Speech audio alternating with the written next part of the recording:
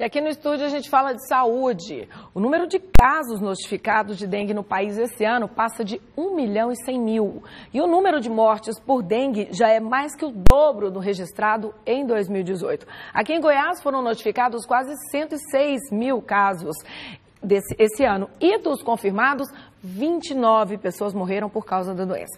Então a gente volta a falar da importância de cuidar dos ambientes para evitar aí criadouros do mosquito e também dos cuidados com a própria saúde em caso de suspeita. Quem bate um papo comigo agora é a Superintendente de Vigilância em Saúde, Flúvia Amorim. Boa tarde, bem-vinda. Boa tarde, obrigada. A gente tem que sempre reforçar, né, Flúvia? Porque a gente fala, mas os números só aumentam, não é mesmo? Infelizmente o que a gente tem aqui no estado, em Goiânia também, da mesma forma, é uma manutenção dos casos de dengue mesmo sem chuva. Então, mesmo parando de chover, os cuidados eles não devem ser deixados de lado, porque continuamos tendo. Ou mantém ou sobe, né? A gente não vê assim, porque a vantagem que a gente tem não tem que ficar mostrando essa quantidade de pessoas que ficam doentes ou com suspeita, porque as notificações são pessoas que têm a suspeita da doença, né? Não está confirmado de fato que seria dengue, né? Isso, a grande maioria a gente acaba confirmando. Cerca de 80% a 90% dos casos notificados, eles acabam sendo confirmados.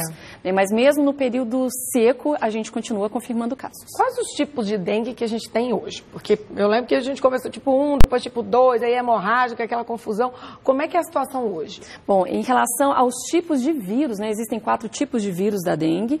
Hoje, circulando aqui em Goiânia, nós temos predominantemente o vírus tipo 2, mas nós temos também já um caso confirmado do dengue pelo vírus 1.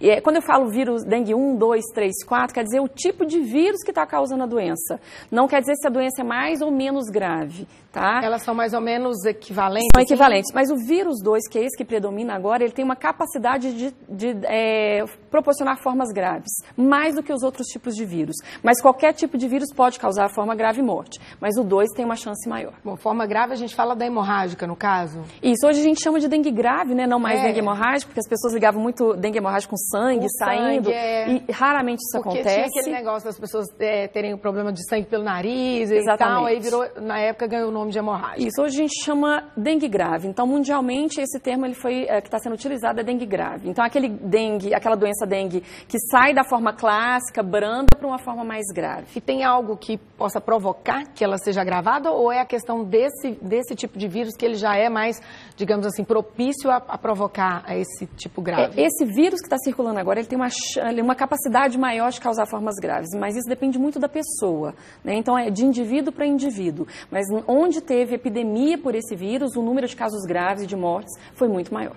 As pessoas costumam confundir dengue com outras doenças, né? Geralmente que outras doenças entram aí na confusão da pessoa não saber se é dengue e misturar com outras coisas. Que outras doenças? Bom, hoje a gente tem, assim, transmitidas todas pelo mosquito, né? Inclusive pelo Aedes aegypti. Nós temos aí a chikungunya, que é muito parecida, a infecção pelo vírus Zika também, que é muito parecido. Nós temos sarampo, que às vezes pode ser confundido. Nós temos rubéola, doenças que causam mancha no corpo, né, principalmente, e as doenças que causam mal-estar e febre muito alta. Agora, a dengue ela tem alguns sintomas que são muito característicos da doença, né? Dor no fundo dos olhos é muito mais comum em dengue, uma dor nos ossos, nas articulações, que a pessoa acha que está sendo moída, né? Porque a dengue causa essa sensação de dor, de desconforto muito grande. Então, essas doenças nos levam a pensar em dengue, mas existe uma série de outras que podem sim ser confundidas. Agora, com relação à hemorrágica, qual a diferença de sintoma?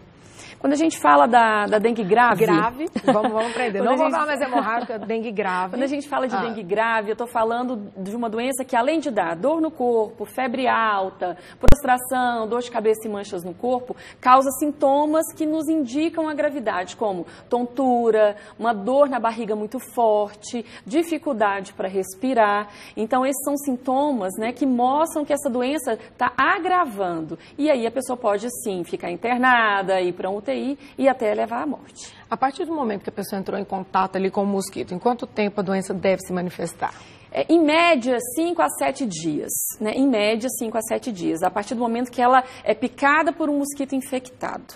Tá? Agora, o mosquito que pica uma pessoa infectada, ele não transmite imediatamente para outra.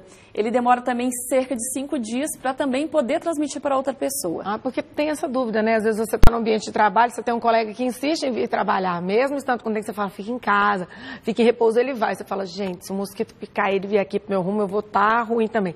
Então, também também tem um período, no Exatamente. mesmo momento não corre esse risco. E quanto tempo a pessoa fica com o mal-estar da dengue? Olha, hoje a média de doença, ela está durando cerca de 8 dias, né? Em média 8 dias.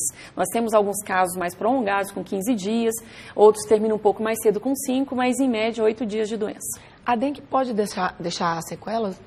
Olha, nós tivemos alguns casos, são pouquíssimos casos que nós acompanhamos aqui, inclusive no município de Goiânia, de pessoas que ficaram com alguma dificuldade porque tiveram complicações neurológicas, né, complicações hepáticas, alguns também tiveram problema no fígado, mas é muito raro. Geralmente é uma doença aguda mesmo, que ela tem a sua evolução e cura.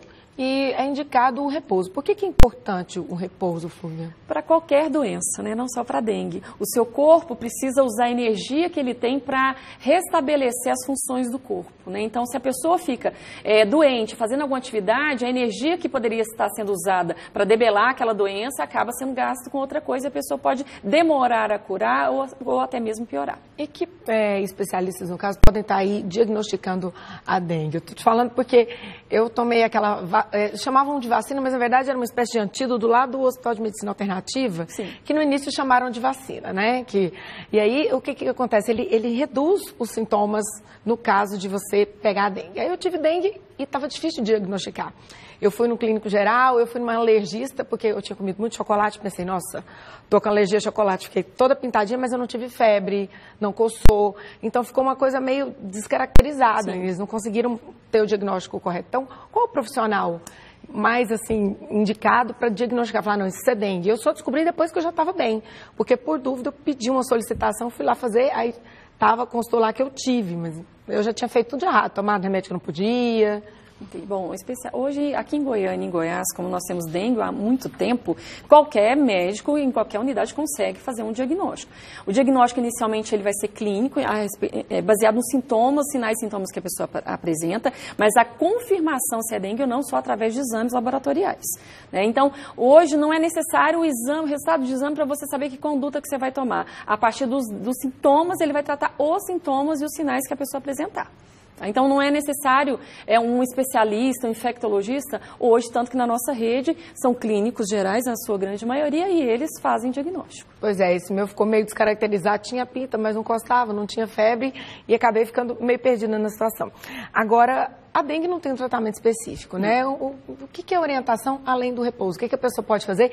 E por que a gente não deve tomar, por exemplo, um relaxante muscular, já que os músculos estão doendo? Por que é importante não tomar as medicações que não são indicadas, no caso? Bom, a orientação que a gente dá é a pessoa que está com sintoma de dengue, suspeita de dengue, primeiro se hidratar muito, beber muito líquido se ele conseguir fazer a ingestão por via oral. Quando não consegue, aí tem que ficar em observação e tomar por via endovenosa, né, pela veia. Mas se ele tiver condição, ele toma muito líquido, porque isso ajuda o tratamento. Não tem um medicamento específico, mas a hidratação é a principal forma de tratar um paciente com dengue, né? E o paciente seguir as orientações do médico, né? Então ele vai no médico, o médico vai orientá-lo e ele seguir rigorosamente as orientações. Pois é, mas por que, por exemplo, que a gente não deve tomar um relaxante muscular? Porque a pessoa fica, mas eu tô com dor muscular, por que eu não posso tomar? Porque antigamente receitavam paracetamol, depois falaram que não. Por quê? Que tipo de complicações ou problemas esses remédios podem vir a trazer para a pessoa que está com dengue? A primeira coisa, a gente não orienta e não indica a automedicação. Se está com doença, procure. Mas, por que alguns medicamentos a pessoa que está com dengue ela não pode tomar? Principalmente os medicamentos que contêm ácido acetilsalicílico. Essa substância, ela inibe a agregação plaquetária. O que é? Quando a gente corta, a gente tem umas células do sangue que elas se juntam para tampar, formar um sistema tampão para ajudar a cicatrizar. E esse medicamento, ele inibe essa agregação. E a doença também causa isso. Por isso que antigamente era chamado de dengue hemorrágico. Mas não necessariamente sai sangue. Pode extravasar líquido para o pulmão, para a cavidade abdominal, para a barriga. De hemorragia interna. Isso. Então, assim, se a doença já causa isso e eu ainda tomo um medicamento que aumenta isso, eu posso ter uma complicação da doença. Por isso que não é indicado. Agora, a gente tem a vacina hoje. A vacina ela é 100% eficaz com relação à dengue? Bom, nós temos uma única vacina que foi liberada pela Anvisa, a Agência Nacional de Vigilância Sanitária. Essa vacina, ela tem uma eficácia de cerca de 60% para os 4 tipos de vírus, né? É uma vacina nova, por isso ela ainda não foi introduzida como no esquema básico de vacinação no Brasil. Então, estão sendo feitos vários estudos ainda, né, de como se é eficaz, se tem um impacto na saúde pública ou não. Então, hoje, a vacina contra a dengue, apesar de estar liberada, não faz parte do calendário nacional. Então, estamos aguardando aí novos estudos para ver se ela entra ou não. Hoje ela é tomada em dose única? Como é que é? Não, são 3 doses. Qualquer pessoa pode tomar? De 9 a 45 anos. Não são todas as pessoas. Então, pessoas de 9 a 45 anos é a faixa etária que está indicada para receber essa vacina. E ela só pode ser tomada se a pessoa comprovadamente já teve dengue. Ou seja, para quem nunca teve dengue, ainda não tem... Não é indicado tomar vacina. Porque ela pode desencadear a doença em quem porque nunca alguns teve? estudos que foram feitos mostraram que pessoas que nunca tiveram dengue e tomam a vacina, caso ela entre em contato com vírus, né, selvagem, ela pode desenvolver algumas formas mais graves. E são estudos preliminares, mas diante dessa possibilidade, a própria Anvisa orientou que as pessoas fizessem um teste antes de receber a vacina, para saber se ela já teve dengue ou não. E quando a gente teve aquele momento em que a gente teve muitos casos, não me lembro se foi ano passado, retrasado, que foi uma confusão danada de gente com dengue, as pessoas estavam comprando por conta própria, assim, né? Pegavam uma receita, às vezes tal, mas o Tamiflu, eu não achava em farmácia nenhuma, porque todo mundo tinha comprado os estoques.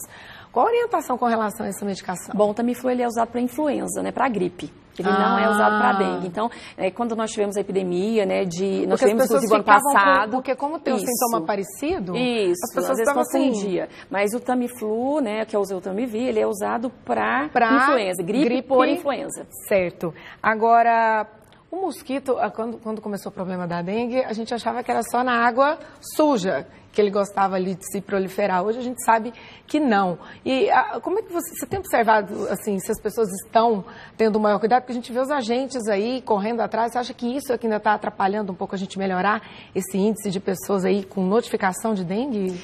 Com certeza. O que a gente sabe é que o mosquito, para se proliferar, precisa de água. Antes era só água limpa, agora ele se prolifera, inclusive, em fossa séptica. Até em fossa a gente tem encontrado criador porque do mosquito. No início a gente preocupava com piscina. Isso. Aí depois começou aquela história, não, nos pneus, a água fica parada lá. Isso. A gente vê então, hoje, água limpa, água suja, tanto faz, ele se prolifera. E, para se proliferar, ele precisa de água, ele precisa de um criador para colecionar essa água e de temperatura alta. Tudo que nós temos aqui. Por isso que a gente tem uma grande dificuldade de diminuir índices de infestação. Esse ano tivemos uma situação melhor do que do ano passado. Os nossos índices de infestação ficaram menores, em média, do que o ano passado, e o número de casos também. Só que a gente sabe que isso é um trabalho que tem que ser contínuo. Basta baixar a guarda e a gente tem uma situação epidêmica de novo. Porque agora a gente está no período de seca, mas se a gente não cuidar agora, na hora que voltar a chover, a gente vai ter muito problema, né? Exatamente. Foram 8 casos aqui em Goiânia? 8 mortes confirmadas, 8 mortes são 21 mil casos. Não, 8 mortes em Goiânia e 29 no estado todo. Exatamente. Esse número, ele chega a ser assim, muito preocupante, alarmante para a secretaria? Olha, qualquer pessoa que morre por uma doença, para nós, com certeza. Se fosse um só, para nós seria considerado uma situação grave. Então, o que a gente tem aqui, já era esperado que pelo vírus 2 a gente tivesse mais óbitos esse ano. Mais de 1.100.000 notificações no Brasil todo é muita coisa. Muito caso, é muito caso. Aí uma doença que já é velha conhecida, a gente sabe como evitar, a gente sabe como prevenir, mas infelizmente muitas pessoas não colocam o que sabem em prática. Gente, então vamos colocar o que a gente já sabe, a gente já está careca de saber, a gente repete, mas vamos colocar em prática, porque é para cuidar da nossa saúde, a gente cuida da gente e você tem que pensar no próximo também, né? E às vezes a pessoa acha assim, tá ali a lona, ali tá com um pouquinho de água, eu vou viajar, não tem problema. Tem problema, né? Às vezes você não está vendo ali, mas pode sobrar para você também. José, muito obrigada por ter estado aqui com a gente. E mais uma vez a gente está alertando a população da importância de ter esses cuidados aí para ninguém ter problema com dengue. Obrigada, minha querida. Eu que agradeço. Uma ótima tarde. Obrigada.